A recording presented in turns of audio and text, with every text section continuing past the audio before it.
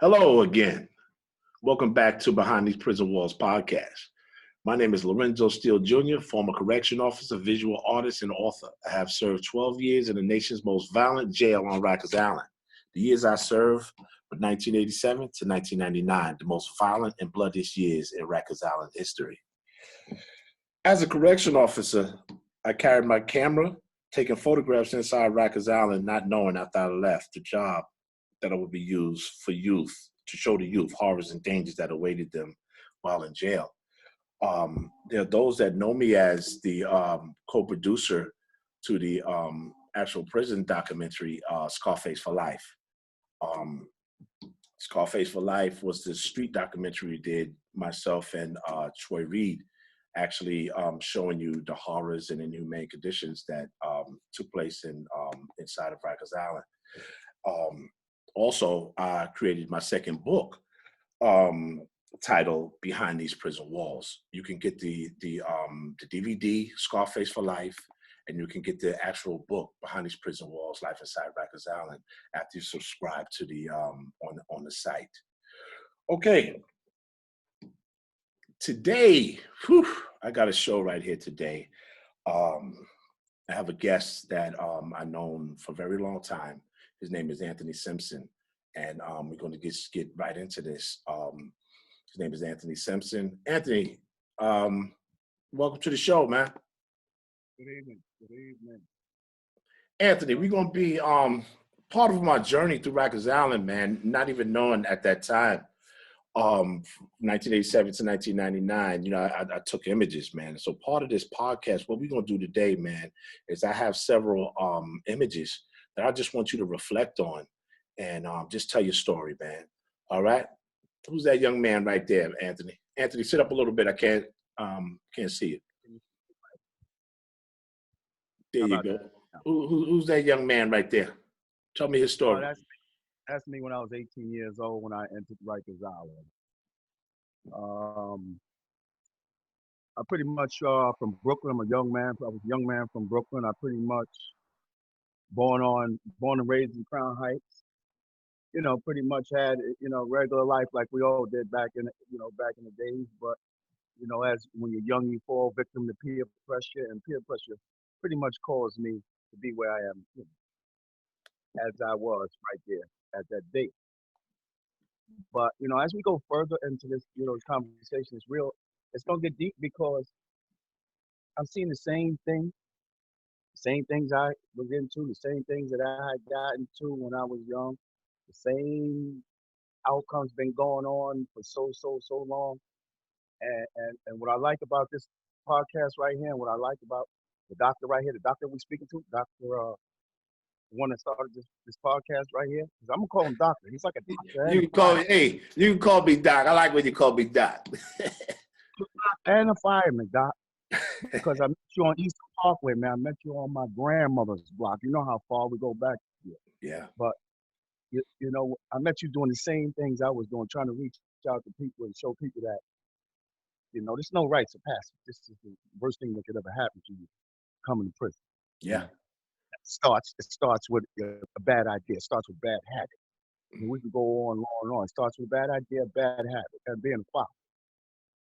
And it could lead you to doing, you know, the rest of, you know, your life in penitentiary. But that's me when I was 18 years old. And, you know, at that time I had visions. You know, I had a dream. Like, you know, like Martin. When I was young, I had dreams like everybody else. I wanted to be a baseball player, Doc. I was one of the best baseball players in Brooklyn. When I was, you see that picture right there? That's me, Doc. I was being scouted by professionals right there, Doc. Wow. That week, I was being scouted by, I could name a bunch of them, but I had to go on. I had dreams. I was doing good at one time. But, you know, a nightlife, a daytime and nighttime life, I found out, led me right to what it was. But as we go on and Doc, we go on and show the slides, I can continue to follow, you know, your ideas. And as we continue to go on with this podcast, but I want to thank God so much, man, that you got something like this. And, you know, as we go on, you know, what I want people to know that, you know, me and this doc right here, it reaches out to more than one person. We're going to reach more than one person. And that's why we're here, man. That's why we're here. You know, the idea, young men and young women is, we're not going to allow another young person to go through the pain, the pressure, the psychological warfare and torture, the physical torture. Again, we're not going to allow that. Mhm. We're just not going to allow it. Mhm. I made it through, several hundred, maybe several thousands of men made it through. But it's no rites of passage. It's disgusting. And we just got to do better. Yeah. And we will do better. That's how I Yeah. see that. And that's what we're here, Anthony. Sit up a little bit so my audience can see your face. Sit up a little more. Okay. There you go. That's perfect right there, man. I want the audience to see you. I'm not talking to no mannequin. I'm talking to an actual human being who I respect. And just like the brother said, we met many years ago. We was actually going back and forth in several schools. I was sharing my experience as a former correction officer, and Anthony, he was sharing his experience as someone that served a lot of time in jail. How much time did you serve in jail, Anthony, altogether? I did 24 years. 24 years. That's a long time, man. Anthony, we're gonna take the yourself on a reflective tour. When the images pop up, man, just reflect on the images. And to me, this is how it starts, with the arrest, and share with the audience, how it started with you with that arrest. Okay, well, people, you know what? And this is what we have right here this is reception area. Is that correct, Doc? No, that's the What what image do you have? The ones with the people on the wall? on the wall? Yeah. They just got out. They just got arrested. And they just start from there. When you got arrested, what happened. Okay. Oh, see, with me, it started with a simple phone call. See, with me, it started with a cousin calling my house, right, and instructing me actually to pick up some money. That's how I got trapped off. Instead of my cousin coming, to go pick up this money, he sends a friend. See, me, it started with a phone call. But this thing gets real bad. My cousin sends a friend with a gun. I don't know that there's a gun. See, things go real bad. These things don't go as planned, Hmm. right?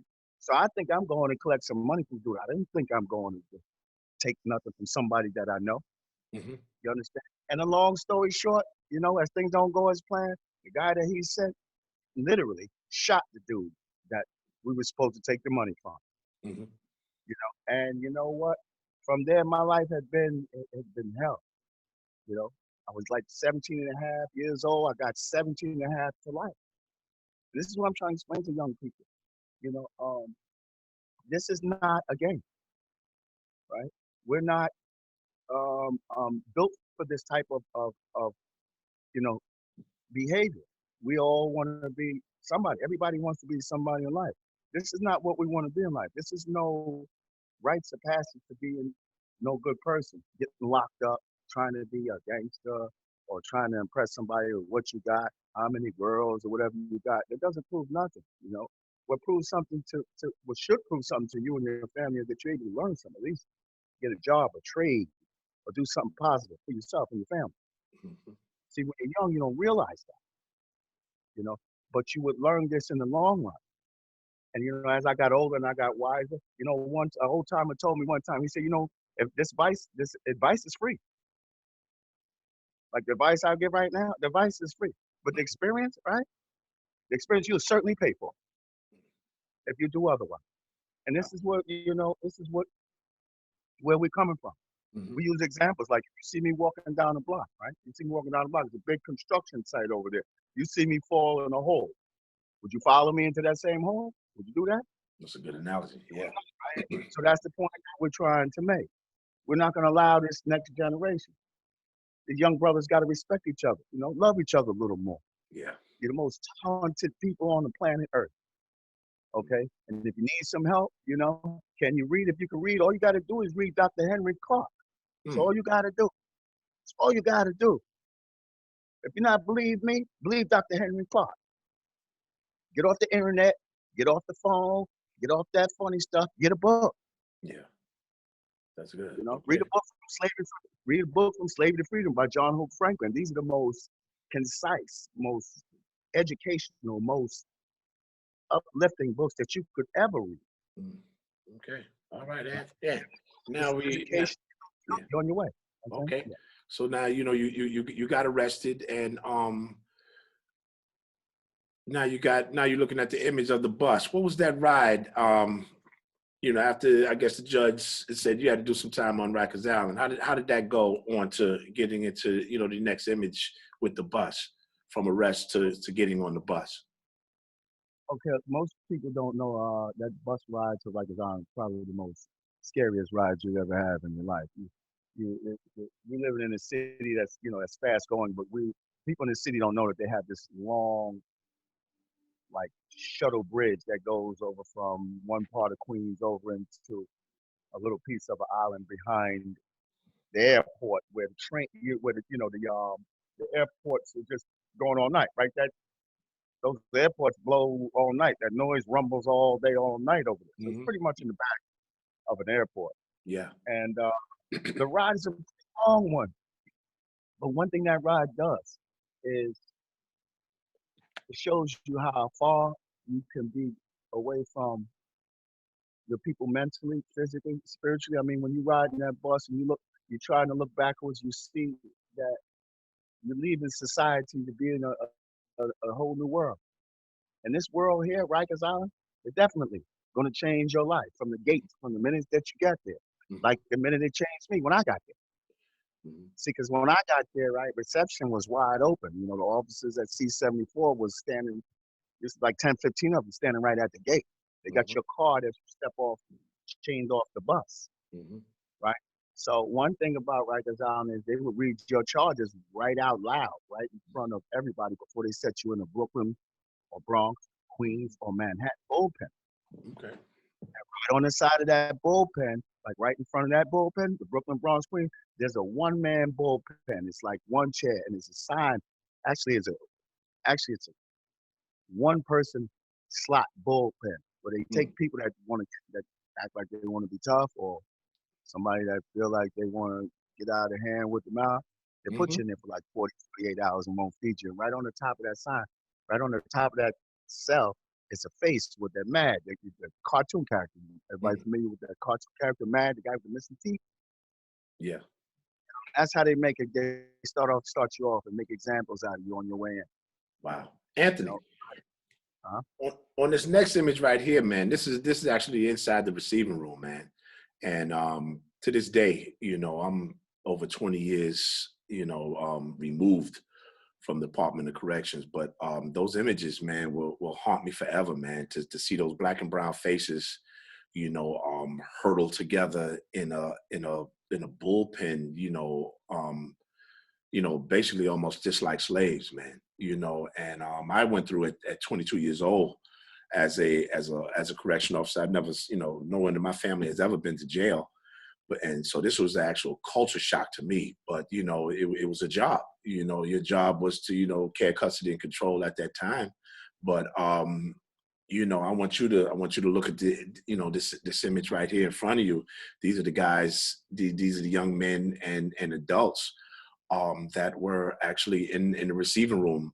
At that time. What year did you come through Rikers Island C-74? I came to C-74 in 1983. 1983. Can you share some of the things that take place, man? You're fresh off the bus. You Uh, go through that big black gate. The officers are there, and they just go from there. Anthony, take it. What do they do with you? I said, when you come off that van and you step into Rikers Island, this is the type of pens that you will step into. The two the two pictures that you have on the right is the new reconstruction of the pens. You see those bars, those Yes. new bars, those bars on the two pictures. Yeah. Those bars actually reconstructed. They're very, very. I don't know where they made those, but they're very, very thick and heavy, Yes, they are. and they are made for. I mean, they're definitely made to cage people, and actually the picture that you have on the far left is the type of bullpen that I was in. And Hmm. like I said, when I went to Brooklyn, I was in the bullpen. I could be in that bullpen with at least 30, 40, 50 dudes going to court at the same time on any given day. Yeah. So Was like it I the said, summer? the bullpens are separated. Brooklyn, they actually put them in Brooklyn, Bronx, and Queens type structures before they even head in and out the court. But back in the days, man, the violence, brothers and sisters. Mm-hmm. We gonna get to the violence because you know that's all I saw, man. But as a human being, how does it feel to you have an officer telling you to go into that pen, man? Share with the audience, man, and you know I hope there's a mother, father, grandmother that could actually sit down with their child and could sit them down and as we explain what's going on because they need to see this because just like you keep saying, man, we cannot But lose another generation to incarceration. it's an unbelievable feeling in the world to Mm-hmm. be at any age, Mm-hmm. to be to get yourself in any whatever you see yourself with, and be put in a bullpen with 200-300 people you don't know, you ain't never seen before. You don't know what their crimes are. You don't know what the situation is. It's an unbelievable feeling. But if you Is just it gotta fake? be you gotta find your corner and be strong. Hopefully you know somebody. Mm-hmm. That was the idea when I was in there. Because if you knew somebody, you had somebody to talk to. If not, you just sitting over there waiting, to be called, and you don't know what's going on in the bullpen. Rikers Island was real crazy when I was there back It then. was crazy when I was there. Guys, a lot of guys, they talk about Compton and California. These guys over here in the city, everybody wanted to be somebody. When I was there. Everybody want to make a name for themselves, Yeah.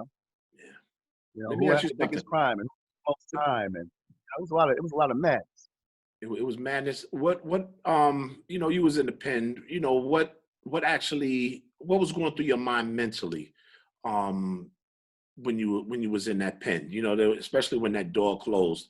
And a lot of people don't realize, you don't have an officer that actually stands in front of those bullpens to watch what's going on. The officers that are that assigned to that receiving room area, they have other duties that they have to do. So Right. you might have an officer that might walk by every couple minutes just to take a peek inside if he wants to. But while that officer stands off, there's a lot of things that go on, in the back of those pens. I'll never forget a time where I'm working there one day, and I take a peek in the pen, and I seen a young man that was butt naked in the back of the cell, butt naked in the back of the cell, in a cell where there was 15 to 20 other people inside. So now I'm telling the guy, come on out. I'm saying, well, what's going on? I said, wear your clothes. And so, people don't realize is that this is where it starts. Snitches get stitches. This young man couldn't even tell me who took his clothes. So now I'm trying to figure out, young man, did you come in here naked? You had to come in Yeah. with clothes, but then you realize that he's not going to tell who took his clothes. And No. I learned this early, and can you elaborate on that? Yeah. Them bullpens is like you said, it's the introduction to a horror story. Mm, You know, that's wow. anywhere. That's anywhere in the country. They put you in the bullpen with drug addicts. At my time it wasn't too many drug addicts. A bunch of young wild dudes. Hmm. But at the same time, you know, everybody, the young guys back then want to get into something. So there's a lot of fights, people taking stuff, cutting guys for no reason, a lot of anger, a Mm, lot of anger, a lot of bent up frustration. mm. You understand? My thing was when I sat there in the bubble, I didn't have a problem because thank God nobody bothered me. Man. You know, Uh-huh. thank God nobody like want to push up me. Plus, like I told you, I was physically fit all Hmm. my life, right? Hmm. Right? I was physically fit all my life. So if the dude wasn't healthy, man, you couldn't really deal with me one on one. I was pretty much prepared, man, because I come out of a era where discipline was first. You know, Okay. discipline was first. And I stood my ground, and I stood away from people that were into other things. Hmm. See, that's how I made it. But in them bullpens, man, it's lonely, it's cold, Hmm. it's hot, it's too hot, it's too cold, Hmm. it's whatever the environment is, right? And there's a lot of different personalities and people talking, a lot of stuff going on. You know, it's hard to concentrate on what you got to do. But Mhm. you must remain vigilant. You must remain focused because if you don't, like I said, with peer pressure, you could end up, you know, doing the rest of your life. I'm not talking about a year or two. See, I'm beyond it. Okay. We're beyond that. You know, Okay, that's Anthony. why we keep young brother. Oh, I'm sorry. Yeah. Anthony, you said you said violence. You know, hey, 87 to 99, man. Sometimes we used to average, shoot, 20, 30, sometimes 40 razor slashings a month. You know, with that violence, man. I need you to talk about the violence that goes on. And you know, the next slide is actually a adolescent solitary confinement unit inside Rikers Island. Can you elaborate on that, please? I want to elaborate on the violence that continues to this day. Man. I really can't understand, and maybe it's just me. Hmm. Right? Um, we've been going through a lot throughout throughout our lifetime. That's you know, if you want to use an eraser, you want to use eraser. I mean, we've been going through a lot. You take all of us and you put all of us in one cage, right? And it seems like we don't have nothing but a lot of bent up frustration against each other. I can't understand. Hmm. I don't I could never understand that. And I notice we bicker and we fight about very little things. Hmm. But no one is concentrating on the ultimate goal. The ultimate goal was or begin was how'd you get to where you at, right? You Hmm. got there for a reason, right? And what are we going to do to change where you are instead of making your things worse? Hmm. Now, I'll keep a long story short with these young people. If you're in jail and you catch another felony, that's life in prison. You already got two, right? Yeah. You already got one or two, right? See, this is what I mean about advice. Hmm. You already got a felony already when you're there, right? So you get a fight, you get a stab, you cut somebody, or somebody cuts you. Somebody cuts you and you can get a bed. See, this doesn't work for you. But the violence in prison is ultimately ridiculous Hmm. because of the lack of love and compassion for yourself and your next brother Yeah. or sister.